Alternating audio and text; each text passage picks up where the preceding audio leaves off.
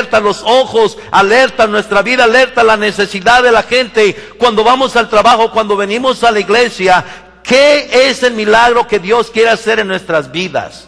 Tomándole por la mano derecha le levantó y al momento se le afirmaron los pies y tobillos y saltando se puso en pie y anduvo y entró con ellos en el templo andando y saltando y alabando a Dios. Y todo el pueblo le vio andar y alabar a Dios y le reconocían que era el que se sentaba a pedir limosna a la puerta del templo, la hermosa, y se llenaron de asombro y espanto por lo que le había sucedido. Ahora hagamos forward hacia adelante en el capítulo 4, versículo 1 al 22. Cuando ellos hicieron esto, a estos dos hombres, a Pedro y a Juan, vinieron a arrestarles. Vamos ahora a capturar nuestra lectura en el 1 en adelante. Hablando ellos al pueblo, vinieron sobre ellos los sacerdotes con el jefe de la guardia del templo y los saduceos. Ellos escucharon que Pedro y Juan habían sanado a un paralítico. Y ahora ellos vienen, versículo 2, resentidos, todos digan resentidos. Que enseñasen al pueblo y anunciasen en Jesús la resurrección de entre los muertos. Y les echaron mano y los pusieron en la cárcel hasta el día siguiente, porque era ya tarde. Pero muchos de los que habían oído la palabra creyeron, y el número de los varones era como 5,000. Si cada uno de nosotros hacemos lo que la iglesia primitiva hizo simplemente al escuchar el evangelio, quiero decirte que entonces se salvarían miles y miles de personas alrededor de nuestra comunidad. ¿Por qué? Porque ellos fueron llenos del Espíritu Santo en capítulo 1, versículo 8, donde les dijo: y me seréis testigos en Jerusalén, Judea, Samaria, hasta lo último de la tierra. Porque ellos fueron investidos de lo alto, y se les aparecieron lenguas como de fuego, y un viento recio, un estruendo, y empezaron a hablar en otras lenguas como el Espíritu Santo les daba que hablasen. Ellos fueron llenos del Espíritu Santo y ahora ellos estaban predicando la palabra de Dios y diciendo: no tenemos plata ni oro, pero lo que tenemos, en el nombre de Jesús, levántate y anda. Ahora eso mismo debe de traducirse a esta década, en este día. Pueden decir amén. Hemos leído parte de este pasaje, ahora debemos de preguntarnos si nosotros estamos creando, conmocionando, impactando nuestra comunidad. De una vez les comunico que no estaremos haciendo una revolución con un mensaje político, pero con un mensaje lleno de la unción del Espíritu de Dios. Pueden decir amén. Miremos los hechos de la historia. Número 1, los hechos de la historia. El factor de la historia es ver cómo Pedro y Juan han disturbado a los hombres. Acaban de sanar a un paralítico. No ellos, sino en el nombre de Jesús. Y este paralítico era desde pequeño. Ok, la Biblia dice que la gente llevaba a este paralítico allí en ese lugar. Era traído un hombre cojo desde nacimiento. Este persona desde niño lo conocían así. Y ellos causan ese milagro, obedeciendo únicamente al Señor. Y este milagro de sanidad causó un pandemonium, una conmoción, un impacto en la ciudad. Tanto que ahora venían los saduceos y venían también los sacerdotes. ¿Por qué? Porque estaban disturbados grandemente, y todo debido a los apóstoles, todo debido a dos personas. No eran 100, no eran 80, eran dos únicamente. Dos. Se ponen de acuerdo y dicen: vamos a ir a evangelizar. Si dos dicen: vamos a ir a pasar algunos volantes. Si dos dicen: vamos a ir a hacer una obra misionera. Si dos se ponen de acuerdo, pueden causar una conmoción. Es que no necesitamos pantallas grandes y muchas cosas. Solamente si dos personas dicen y creen en el Espíritu Santo, entonces Dios va a hacer algo. Pueden decir amén. Ahora recordemos que los saduceos no creían en la resurrección de los muertos. Y ellos están diciendo esto ahora en el templo. Dice que vienen los saduceos y vienen el jefe de la guardia del templo y los sacerdotes a prohibirles a los apóstoles, a los discípulos, a Pedro y a Juan, que no hablen en este nombre. Cada vez que hablaban ellos de la resurrección de Jesús, los saduceos se enojaban grandemente y causaban un caos entre ellos. Hoy en día cuando hablas de Jesús, quizás no te arresten como en otros países del tercer mundo, pero te aseguro que disturbarás grandemente a algún miembro de la familia, algún compañero de trabajo, algún vecino o alguna figura política. Necesitamos causar ese impacto. Y solamente lo lograrás si tú eres una persona obediente al Espíritu de Dios.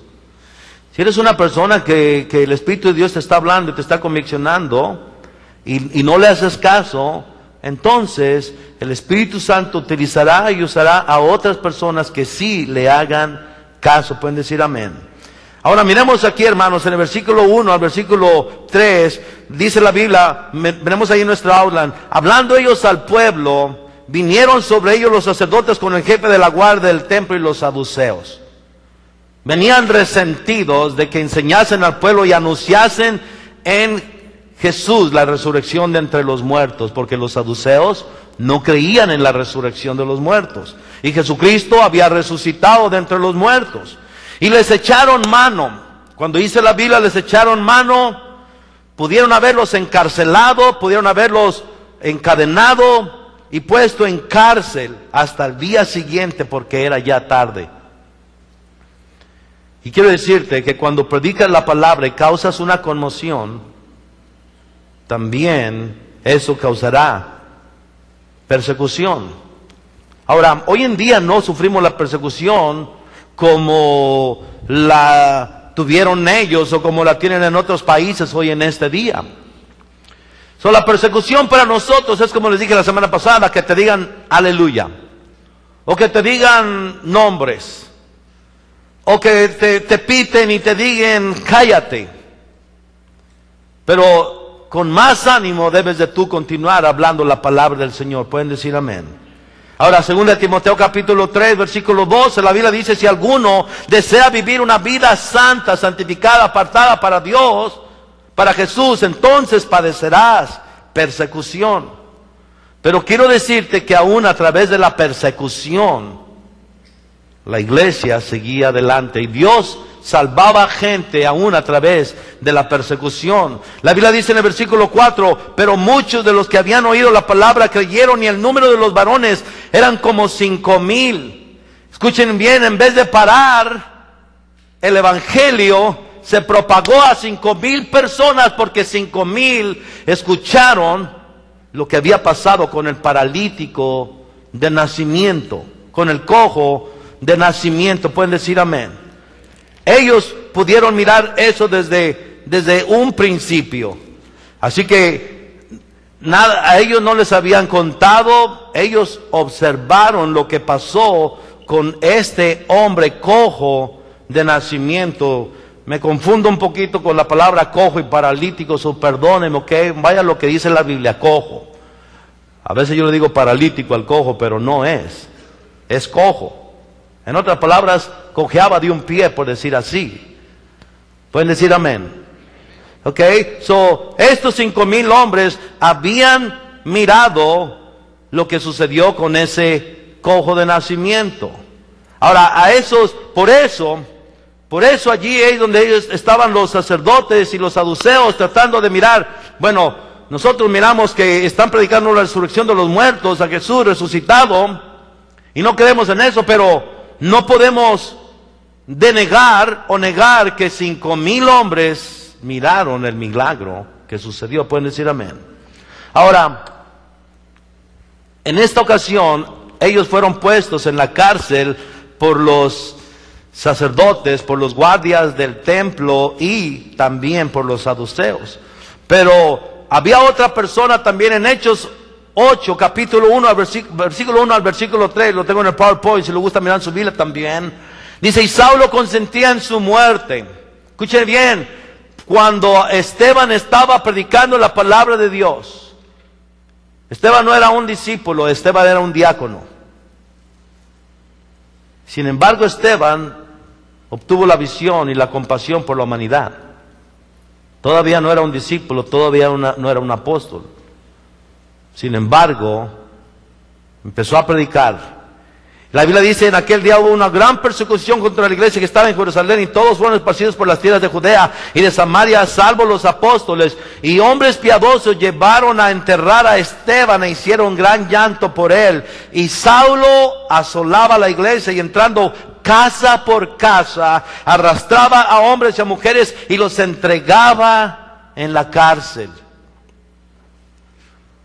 Hoy en día no padecemos ese tipo de persecución, y esto, la iglesia primitiva, aún a pesar de eso, ellos continuaban predicando. Me pregunto, si viviéramos nosotros en el tiempo bíblico, ¿cómo hubiéramos sido nosotros?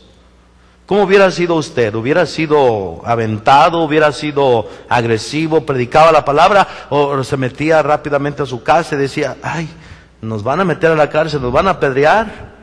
Mejor no. ¿Qué haría usted? Yo te puedo decir por mí.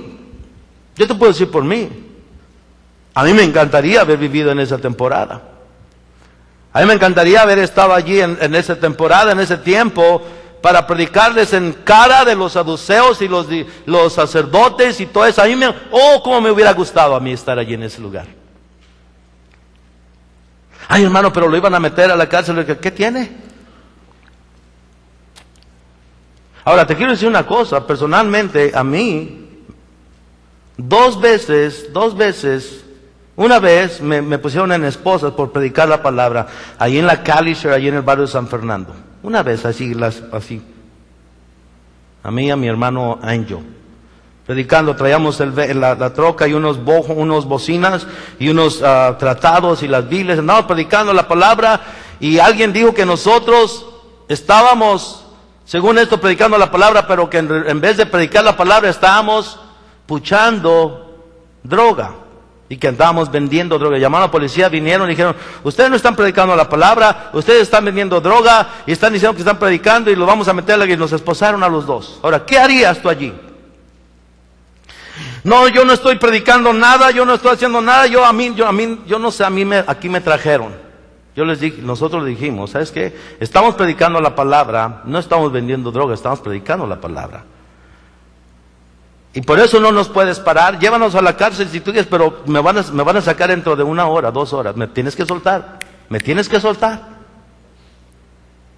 No pasaba más que 10, 12 minutos cuando llamaron a otro lugar de otro problema, y nos soltaron y seguimos predicando la palabra de Dios. ¿Sí me está entendiendo? Otra vez en México, recuerdo, ahí en la Macheros y la Juárez. Estábamos predicando un grupo de muchachos y yo, y mi esposa y mis hijos. Y estábamos ahí predicando, más bien Lili todavía no nacía, mi hijo David estaba allí. Estaban predicando, y vienen unos policías. Ya teníamos enfadada a la gente ahí en la Tres Hermanos, predicando unas trompetas en voz alta. Y vienen unos policías y dice, ¿quién es el causante de este pandemonium? Y luego los discípulos dicen, mira aquel que es ese es. Ese día me quitaron el van, me querían echar del país de México, porque según ellos yo era americano igual. Solamente llegaba a ser residente en ese tiempo. Y así me metieron a un camión grande, y con todo y van, y con todo y bocina y todo, y ahí me llevan hasta la cárcel allí en el Palacio Municipal.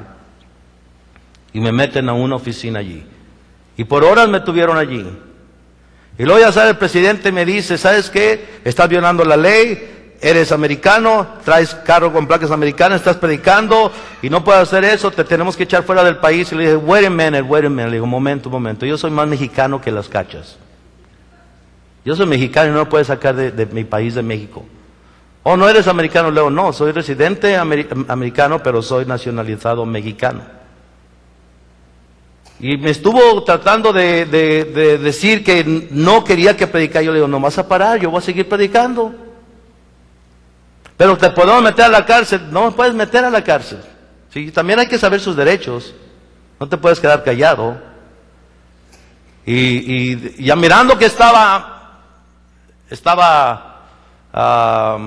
terco a que no me iba a parar. Me dijo, sabes que te voy a dar un permiso, pero no vas a estar en un solo lugar, sino vas a andar en diferentes lugares, como esos que andan con bocinas por toda la ciudad vendiendo jitomates y lechugas y